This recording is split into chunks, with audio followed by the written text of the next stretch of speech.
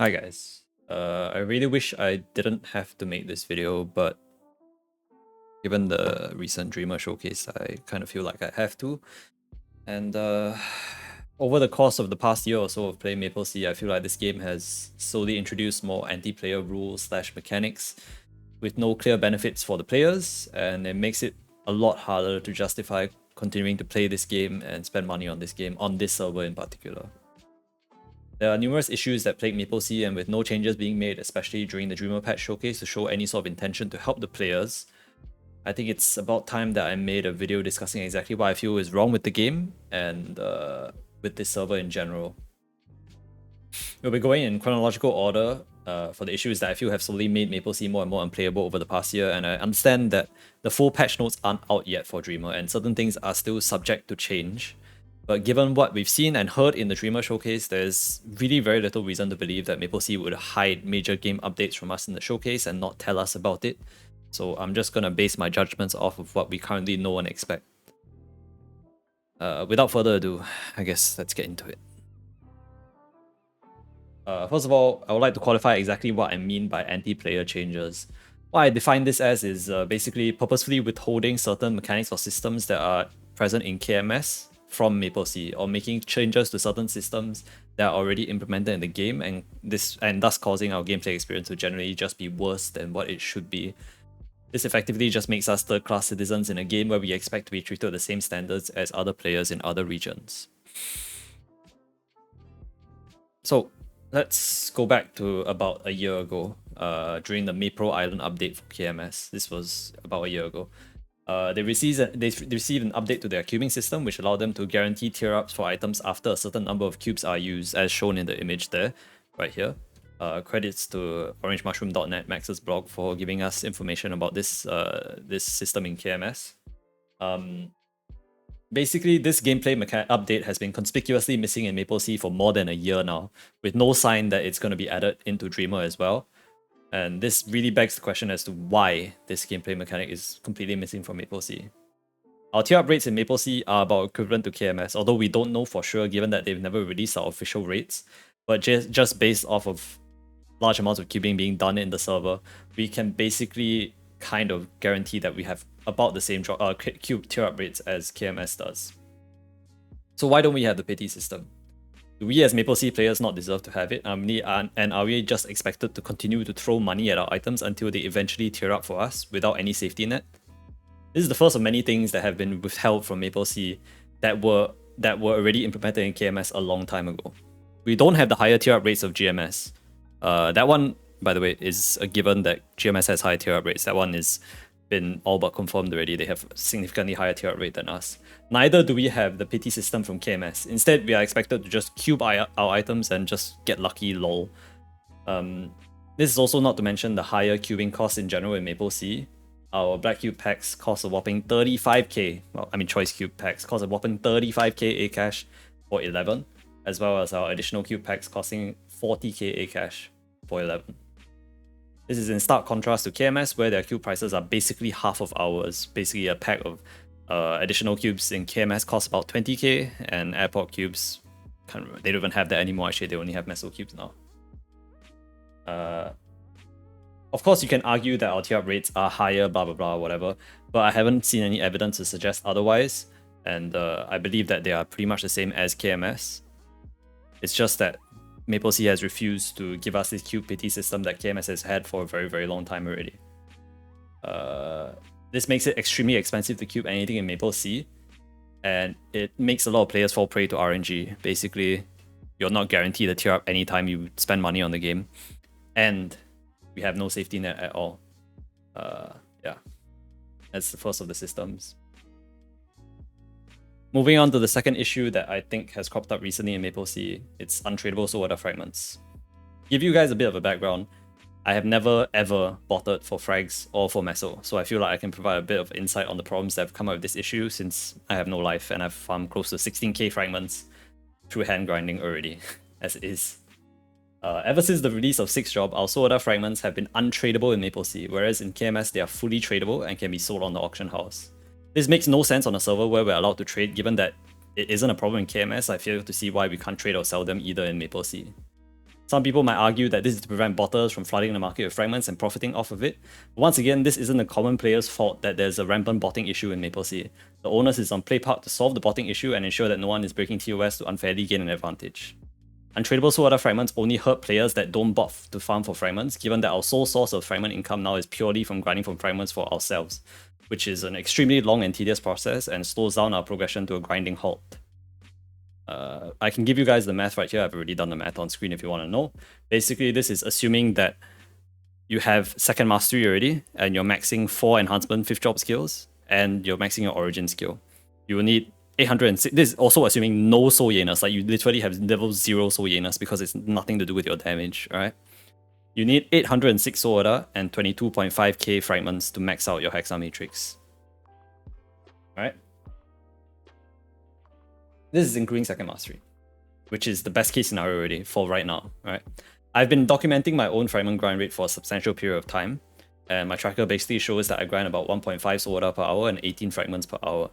I'll take note that I have maximum drop rate, like a maximum possible drop rate. I have 346% drop rate without union drop coupon and 396 with union drop rate coupon. I have 200% from equipment, twin coupon, 100% from twin coupon, max HS, wealth potion. Basically everything that I can get from the game, which is highly unrealistic for newer players or for people that don't want to spend as much on the game as I have. It is basically impossible to get that high of a drop rate. So this is like max potential and like best possible case scenario. I grind also about 19k mobs per hour, and I get 18 frags per hour and 1.5 soul order per hour. So if you do the math, it takes you about 537.5 hours to get enough soul order and 1,252 hours to get enough fragments. Assuming that you grind 2 hours per day, this takes you 600 plus days to max. Assuming that there are no other skills added to the game, this is 600 plus days. Assuming that you do 2 hours per day. This is completely unrealistic for most of us that play MapleSEA. We all have jobs and lives. If you want to play MapleSEA, it's a pay-to-win server. We gotta have a job. You gotta make money in order to be able to spend on the server. We have other things to do, and we can't commit to grinding that much in order to make gains. Which, to me, is what pushes a lot of people to break TOS and bot for fragments instead. I don't condone botting. I'm against botting. I think it's against TOS and should not be condoned. But as someone that has sank about 600 to 700 hours of my life into hang grinding for frags, I can empathize with people that feel like they just don't have the time to commit to grinding that much and turn to botting as an illegal means to gain fragments. Of course it's bad and it shouldn't be done, but it's a problem that's been artificially created by limiting our ability to gain fragments, and thus causing the grind to be more than 2 times longer than it should be, making people feel very discouraged about making gains through their Hexa Matrix.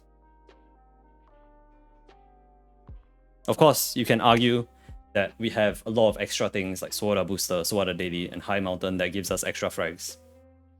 And it makes the limiting of Sword Art fragments reasonable. But that's not even close to the truth. I can give you the math right here again. Assuming you get 12 frags from Sword Art Daily, 7.3 frags from Sword Art Booster, and 21.4 frags, assuming that you max out, like you buy everything that you possibly can per day. That totals to 40.7 frags per day, including a 2-hour grind per day, let's say. You get 76.7 frags a day. It will still take you 293 days to max out your Hexa Matrix, assuming no new skills are added. Also, you have to pay for it. Once again, this is an extremely anti-player change that PlayPark has made to our server, making it harder for players to progress and creating an artificial problem, i.e. the lack of Sword Art fragments, and attempting to sell us a solution through Sword Art Booster and through paying for extra high mountain runs. In other words, it's just give us your money, lol. Alright, we'll move on to the next issue, and I think the most pertinent issue right now. This actually just surfaced given the recent Dreamer showcase, and it's the lack of Meso cubes in the upcoming patch and the Meso acquisition limit. In KMS, during the Dreamer patch, they released the Meso cubing system as shown in the image above. You were able to use Meso as if it were black cubes in order to reset your potential and tier up your items. And it was a great change that allowed players to cube items for a much cheaper cost and also serve to ensure that Meso prices stay high. So that everything that you do in the game, such as grinding for Meso, bossing for Meso from boss crystals, feel much more meaningful because you can actually get actual gains from the Meso that you gain from these activities. Once again, PlayPark withheld this update from us and did not include Meso cubes in the Dreamer showcase. This is of course subject to change given that the full patch notes aren't out yet, but I find it very hard to believe that they would not include it in the showcase if it was coming. This also ties in with the recent ban waves that MapleSEA has been doing to prevent people from selling cubes gained from events as service to other people to cube their items. Once again, let's dive into the math of why this is absolutely terrible. Assuming that we have the same tier up rates as KMS, this is the math for how much it costs for you off DMT and on DMT to cube using 1 choice cubes and 2 choice airport cubes to legend. This is only this is assuming from epic to legend, right? It costs about $408 off DMT to cube to legend, and $204 on DMT. Off DMT for airport, it costs you $912. On DMT, it costs you $456. This is without rolling lines, by the way. This is only carrying up to legend. On average, this is how much it will cost you. You can still get unlucky, you can get lucky as well, obviously. But on average, this is how much it will cost you, which is ridiculously high. Alright? And now we can go on to I can go on to show you how much it would take you for using event cubes. I can straight up tell you how much the price is. I don't give a fuck at this point. I'll just straight up tell you how much it costs per cube. From event cubes, it was $9 for 10 black cubes, or 10 choice cubes, and $14.5 for 10 choice airport cubes. As you can probably tell, it is significantly cheaper to use event cubes. I know many people that have used this quote-unquote illegal method to tier up their items. However, I don't think that PlayPark realizes what a scam their prices are for the cash shop, given our tier up rate and the absurd prices of our cubes in the cash shop. I can't say that I speak for all MapleSEA players, but banning people from using cube service does not translate to more people deciding to spend their money on cubes in the cash shop, given the ludicrous pricing and RNG involved. In fact, most people that I know would rather just not spend at all than to gamble using cash shop cubes, as it's really far too expensive to even consider. Hundreds of thousands of event cubes have been used since their release, and that could all be money flowing into PlayPark's pockets, as people have already shown that they are willing and able to spend that amount of money on cubes in the first place. Instead of reducing cube prices in the cash shop or giving us Meso cubes in order to entice us to cube our items, PlayPark just decided to once again take the most anti-player route possible and just ban event cube resellers entirely, and forcing us to basically only use cash shop cubes. I understand that it's illegal and it's against TOS to use to buy event cube service from other people. But once again, this is a problem that was created by the game itself, given our lack of a pity system in the game for cubing and our insane cube prices. Basically, people are willing to spend their money. Just give them reasonable prices and they will spend. Unfortunately, PlayPark doesn't understand this concept and we just have super expensive cubes. I can show you the cube prices again. This is what it's like with event cubes, and this is what it's like without event cubes. The price nearly quadruples. It's very close to quadrupling for choice cubes. For choice airport cubes, it's like 2.5x. Pretty much.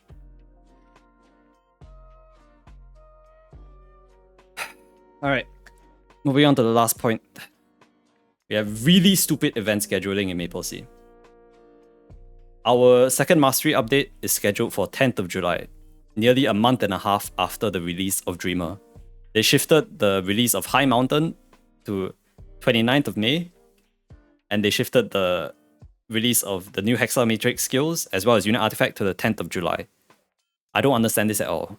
Basically, about 2 weeks ago, they announced that they were about to remove Ursus for one and Monster Life from MapleSEA. And this was scheduled to happen on the 29th of May, basically the day of Dreamer patch. So as, you know, normal people, we assume that with the removal of Monster Life, in order to make up for the fact that we lost Monster Life, they'll release Unit Artifact at the same time, in order to give us back the Monster Life stats that we lost. Instead, what's happening is we will go a month and a half without Monster Life stats at all, because they choose to remove Monster Life on the 29th, and they choose to release Unit Artifact on the 10th of July. Furthermore, we also don't get any Hexa Mastery boost at all until the 10th of July, even though the update is scheduled for the 29th. It's taking away the whole essence of the update itself, where people are excited to progress in the game, they're excited to see their new mastery skills, they're excited to see their new unit artifact, and they're pushing it all the way back. 1.5 months for no apparent reason, just so they can release High Mountain and AB Remaster, I guess. It makes no sense to me at all.